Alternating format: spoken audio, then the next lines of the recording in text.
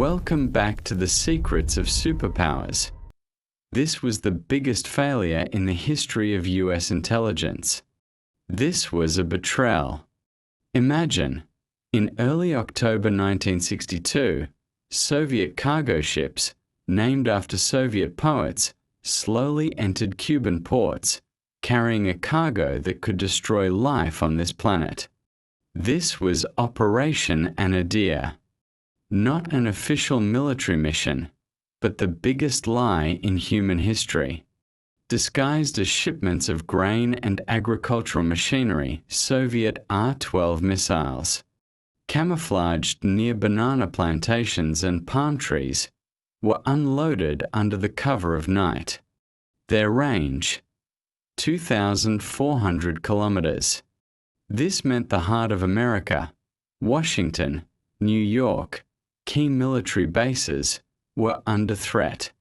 And the reaction time, if they were launched, would be only 5 to 8 minutes. This wasn't war. This was nuclear blackmail. When President Kennedy saw the blurred U-2 images, he realized it was a nuclear trap. He knew his generals would demand blood. But he also knew the first shot means the end of civilization. We were saved not only by politicians and diplomacy. The real salvation came from the psychological fortitude of one person at a critical moment when two nuclear worlds converged at a single point. But the price of peace was a lie. Today, we will uncover the real secrets hidden for decades. The fatal failures of the CIA, the military conspiracy, and the exchange that became the biggest lie in history. Why did the USSR take this step? Humiliation and paranoia. American Jupiter missiles in Turkey were a knife in Khrushchev's throat.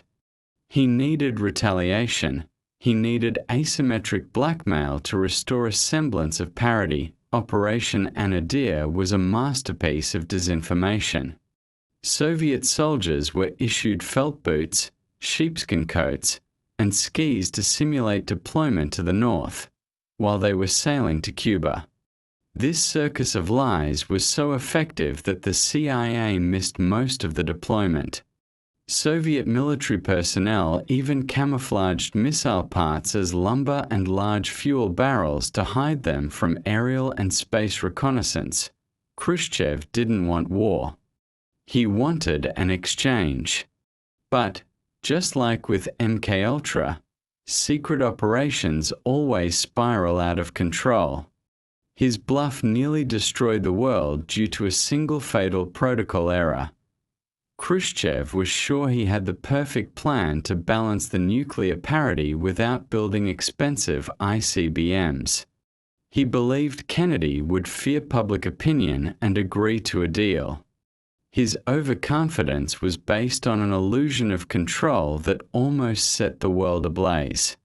This game of nuclear bully was the most dangerous gamble in history. Let's start with the collapse of American intelligence. The CIA believed that Soviet doctrine forbade the deployment of nuclear weapons abroad. This was their costliest mistake, based on outdated assumptions. When the U-2 images landed on Kennedy's desk, the generals and the CIA were in shock. But the shock was not about the missiles, but that it contradicted their doctrines. They couldn't believe the USSR dared to take such a step. What they didn't know was the real verdict. The CIA initially counted only a few hundred Soviet troops, while the actual number on the island exceeded 30,000 soldiers. And most importantly, they did not know that tactical nuclear weapons were already in Cuba, ready for local launch without orders from Moscow.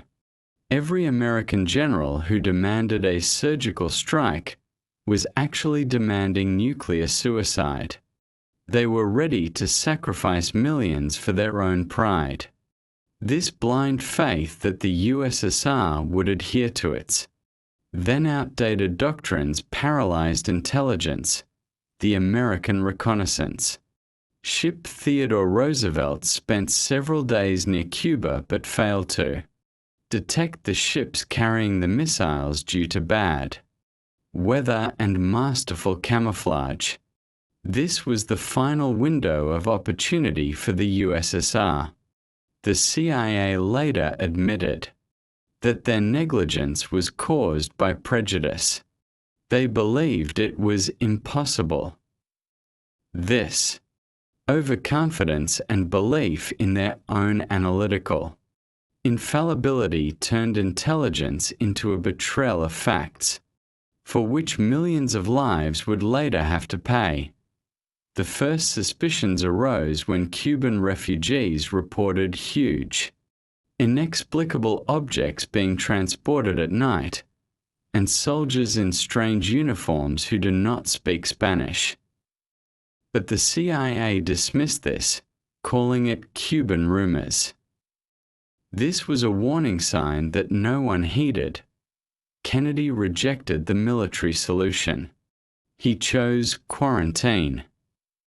This wasn't to stop the missiles that were already there. This was to stop Khrushchev and give him a chance to back down.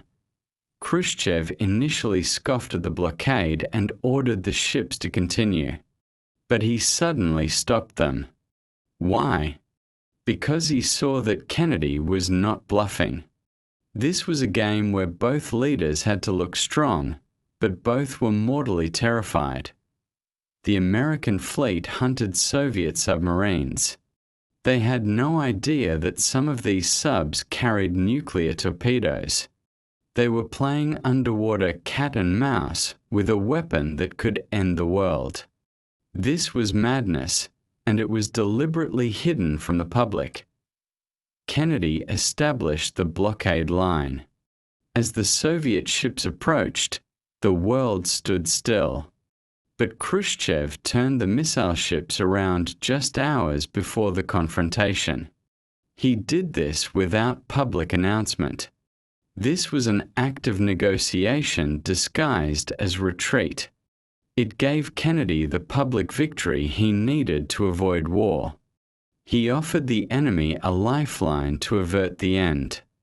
This was a masterful game of global consciousness. Meanwhile, in Cuba, Fidel Castro, feeling doomed, sent Khrushchev a letter urging him to launch a first nuclear strike on the US in response to an invasion. This was an act of desperation that Khrushchev quickly rejected. But it proves that there was a third player in Cuba ready to push the button, and his fear nearly derailed all diplomacy. October 27th, Black Saturday.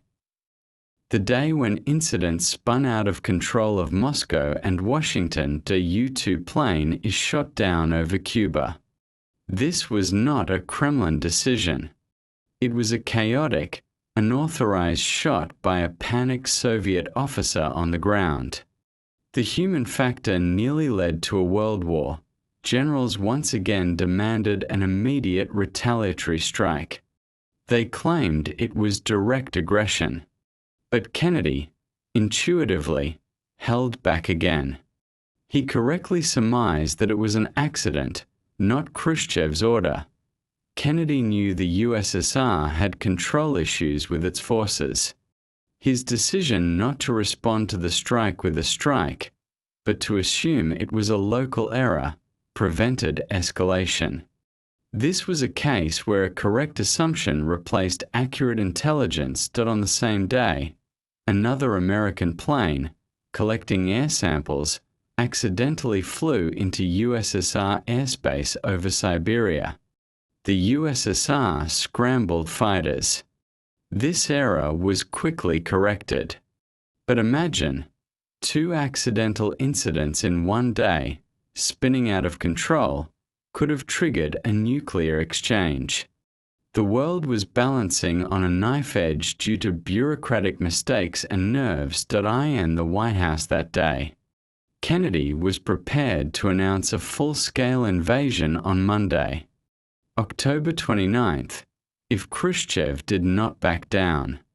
This ultimatum was prepared in secret.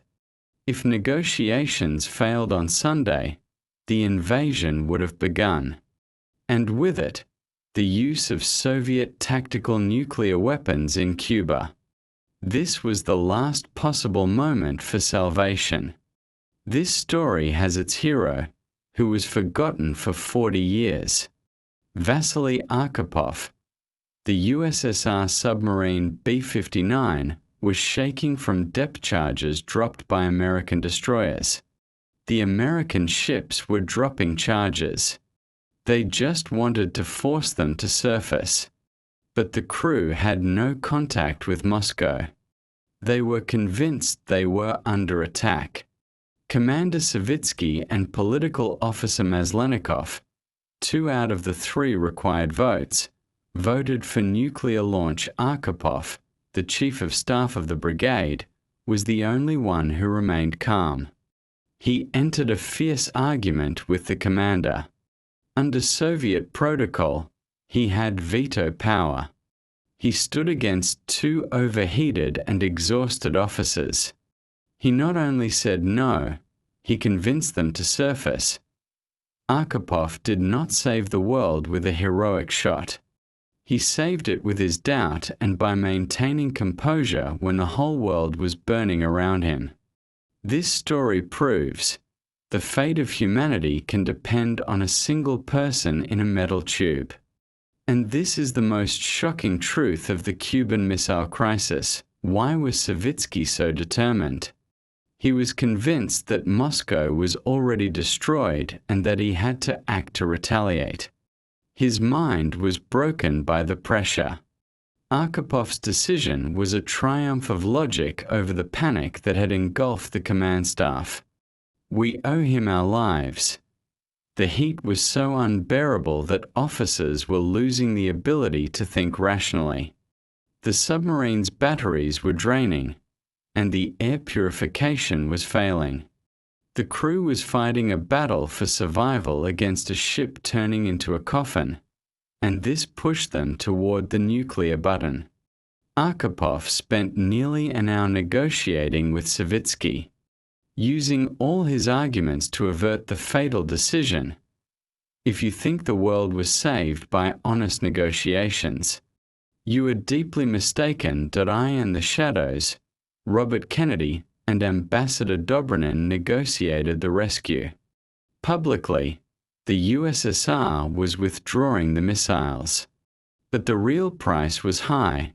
The true cost of peace was hidden from the world for 30 years. Kennedy secretly promised to withdraw American Jupiter missiles from Turkey.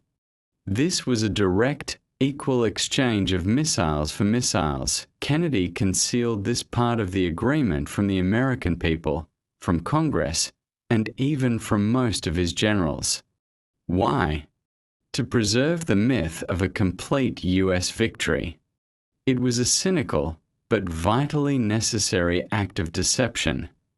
This agreement was a top-level secret. It allowed Kennedy to publicly declare victory over the USSR without losing face with allies. Khrushchev, in turn, got his exchange and could frame it as defending peace. This was not a victory for democracy or communism, but a victory of fear over pride. Even years later, Turkey denied that it was an exchange. American generals felt betrayed, believing Kennedy had conceded. He chose a lie to avoid war, and that lie remains the sharpest moral question of the crisis. The Soviet Union also demanded that the US withdraw all future missiles from the USSR's operational range. Although this was not stated in the public agreement, Kennedy effectively agreed to it, which became an invisible triumph for Soviet diplomacy, hidden from the Western world. This was a masterful political bluff, concluded in complete silence. The Cuban Missile Crisis ended. But its legacy is a constant proof that military conflict can spin out of control in a matter of seconds. The crisis showed that the human factor, panic, and poor communication are a far greater threat than the number of warheads.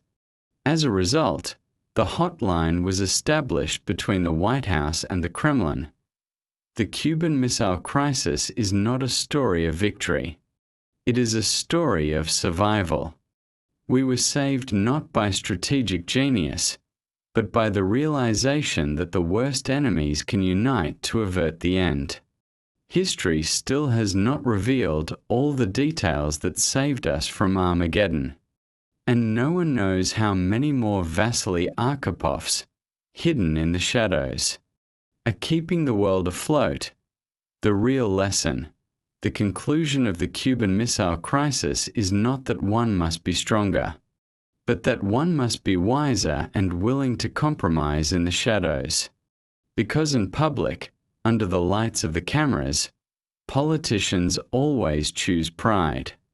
In the shadows, they can choose survival. If you like these stories of superpowers, hit like, subscribe to the channel, and write in the comments which secret you want me to uncover next. It will be even more interesting next time.